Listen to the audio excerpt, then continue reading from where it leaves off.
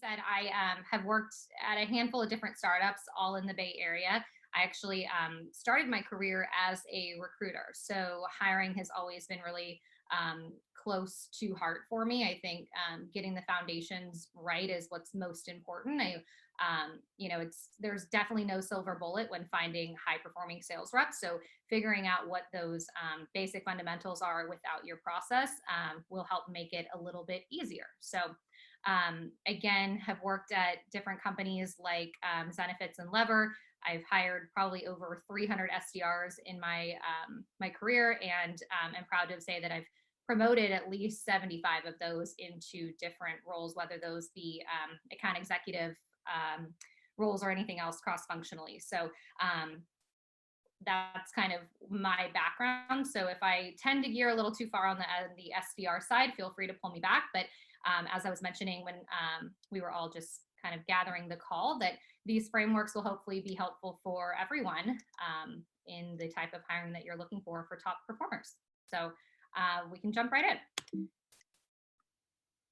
So as I mentioned, promotion of top performers into any strategic role across the company, I think is a really good indicator of a good leader. So if you are a hiring manager out there, figuring out a way to take this recipe and be able to repeat it at different companies and different orgs will only help your career, in addition to those that you're hiring and the network that you're building around you. So for the purpose of today's conversation with everyone, I've got 5 tips for hiring high-performing sales reps.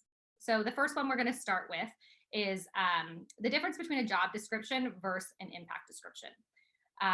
And I will say a lot of where I've gotten these tips from have been throughout my career. So by no means did I come up with all of these exactly myself, but a lot of it has been partnerships with other hiring managers, other leaders on my team, and of course, the partnership with the recruiting orgs that I've worked with. And especially at Zenefits and Lever, I had a really good core group that we scaled and hired SDRs across multiple different offices as well. So a lot of this comes from the work that a lot of people have put together. So I will try to do my best to give credit where credit is due, but there's also a lot of failures that I've gone through over the years that have taught me some of this as well. So happy to share that as we go.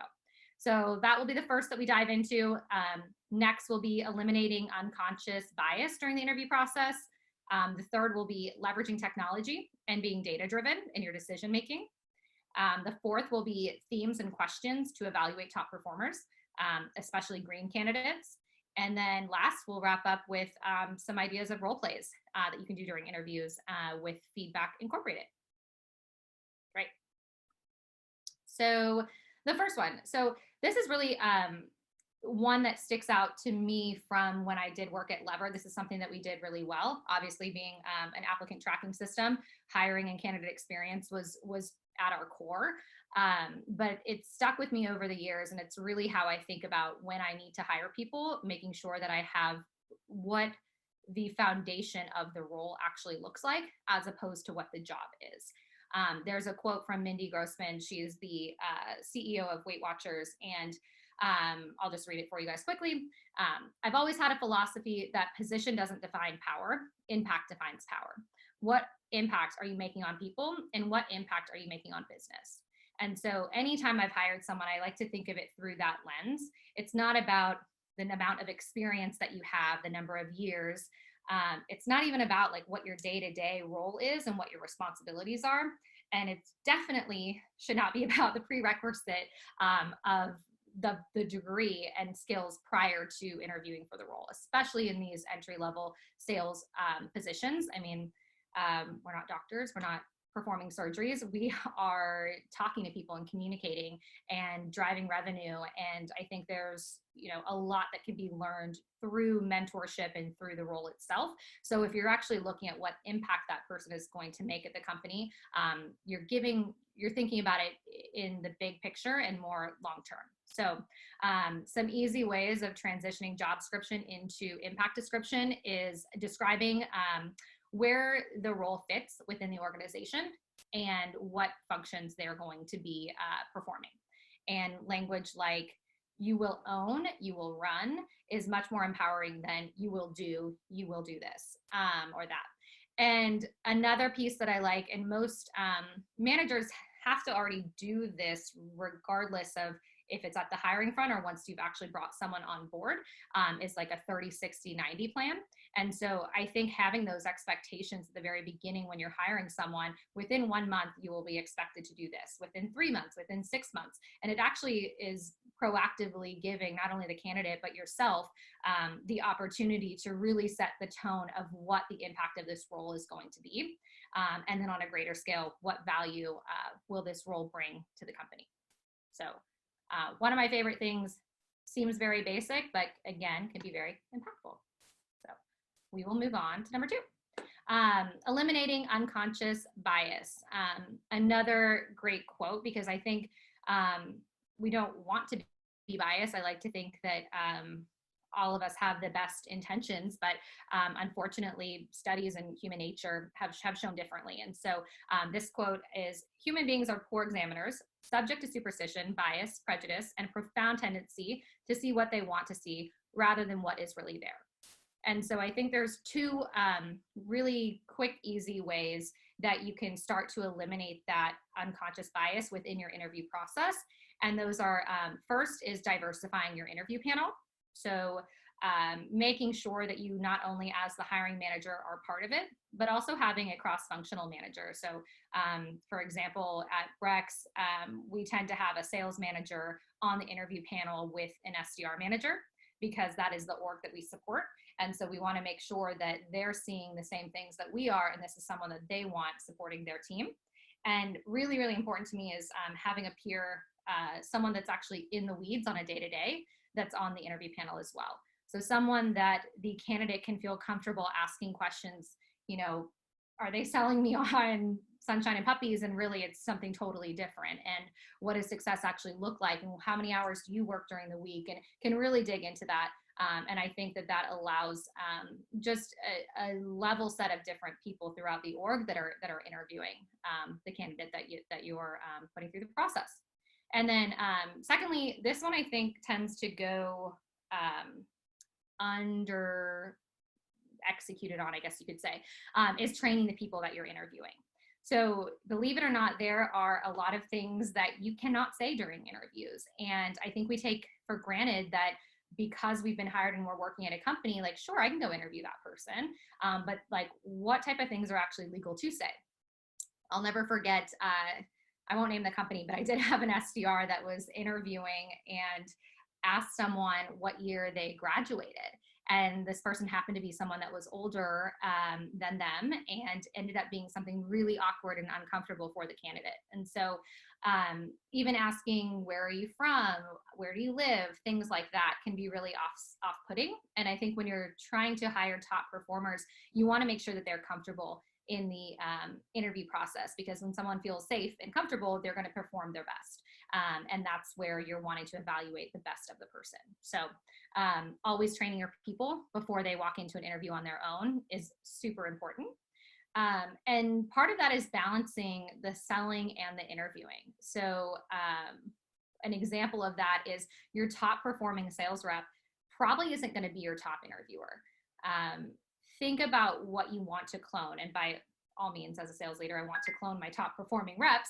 But at the same time, there are people that are just that team player that you can always count on, that you know has the work ethic that you respect, has the operational and process mind of trying to improve what the team is already doing. So finding those people and adding them into your training for interviews, and then adding them into the interview process, is going to allow you to have just a more, I guess,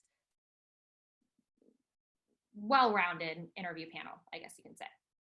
So moving on to the next.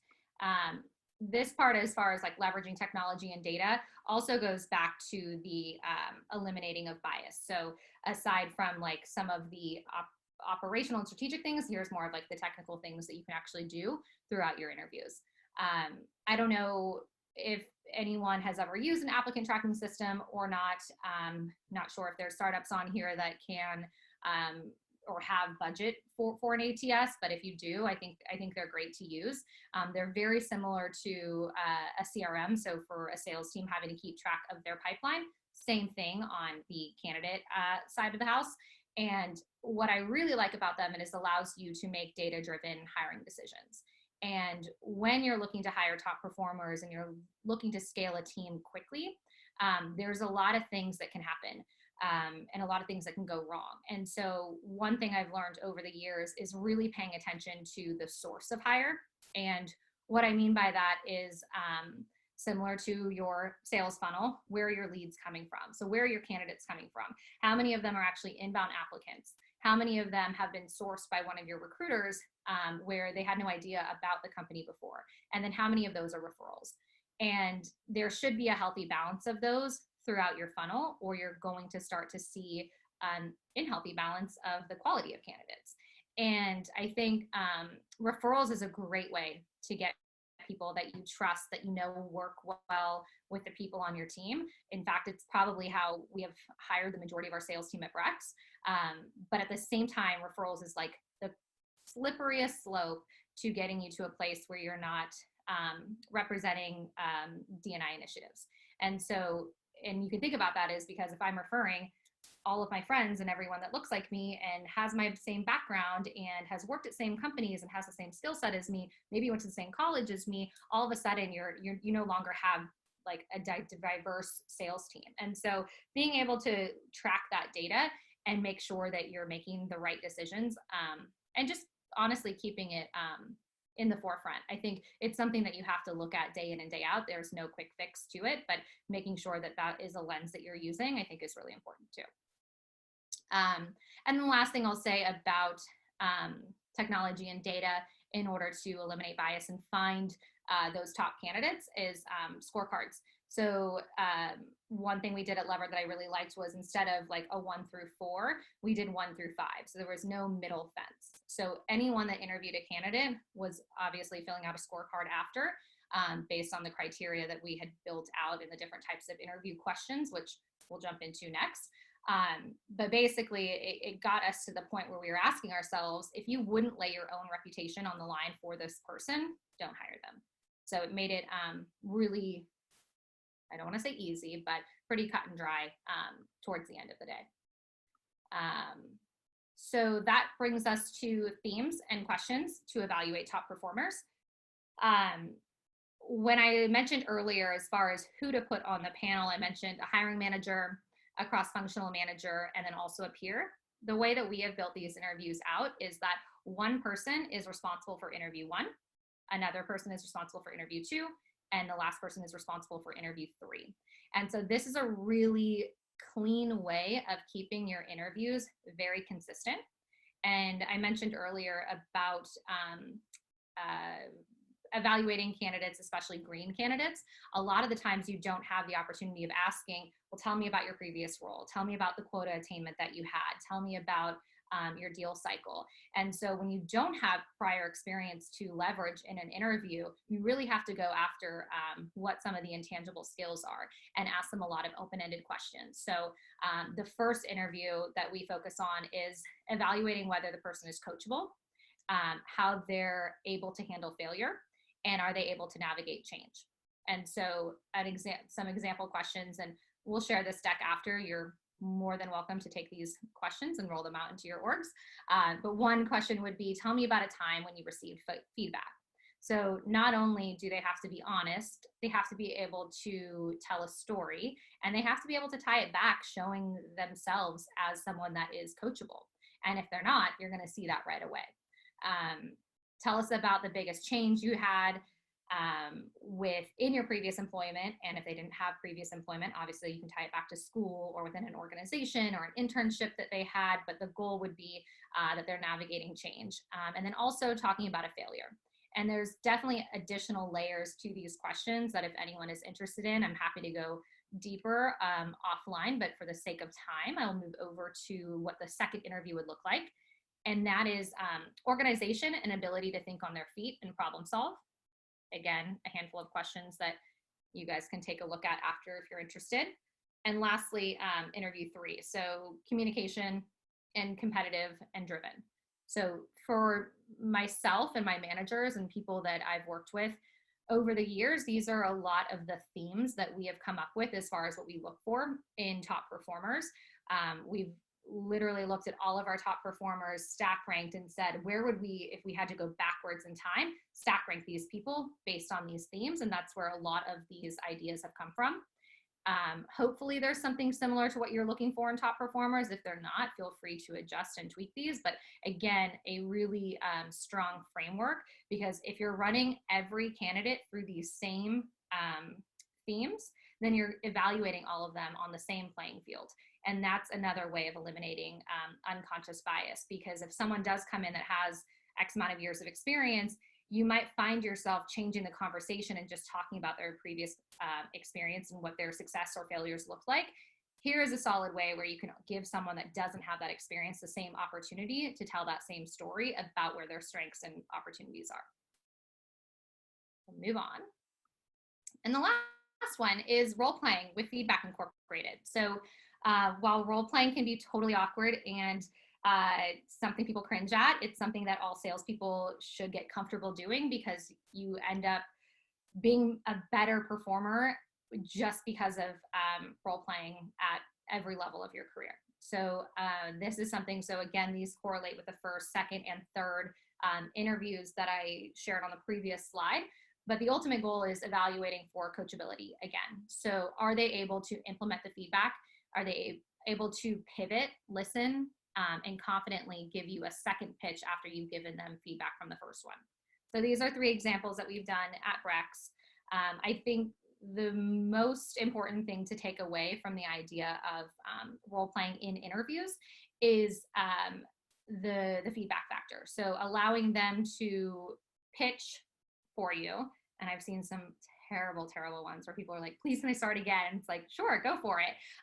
But the thing that we're looking for is that self-awareness factor. And so what did they see? Like, what did they think they did well? Where could they have improved? You give your feedback and then you have them do it again. And I've never expected someone to be perfect at role playing a cold call for a product that they've never even learned before. But again, it's about that coachability factor. And could you see yourself helping this person? And do you see that this person being a top performer long-term?